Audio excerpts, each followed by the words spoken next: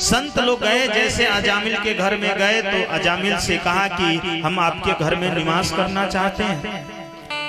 अजामिल तो बड़ा मन से दुखी हुआ, मैं कितना बड़ा पापी व्यक्ति हूँ, मेरे घर संत आ गए हैं, मैं एक वेश्या को रख लिया हूँ और ये पवित्र संत अगर कुछ मांग दिए तो मैं कैसे अपने हाथों से दूंगा।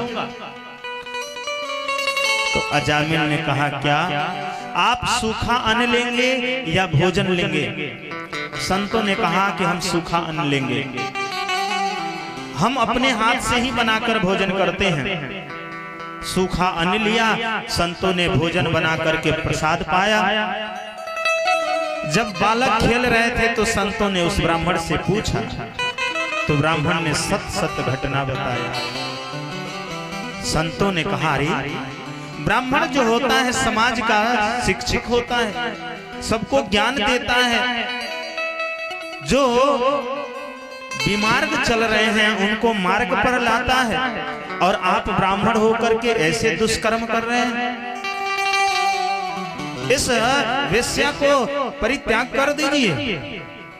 लेकिन अजामिल इतना प्रेम में पागल था कि वेश्या को त्याग नहीं किया। संतों ने कहा, हो सकता है कि यह ऐसे नहीं समझेगा।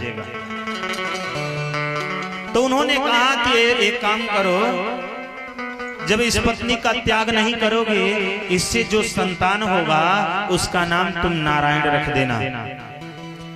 यह कह करके और वहां से संत लोग चले गए। समय आने पर उस अजामिल के घर एक छोटा सा बालक हुआ। संतों के कहने पर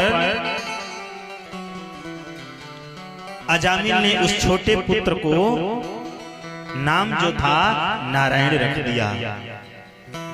अब छोटा बच्चा था, खेलता रहता था, तो कोई भी काम होता तो अधिक प्रेम था तो उसी को बुलाते, नारायण बाजार से सब्जी ला दो, थोड़ा गाय की सानी कर दो।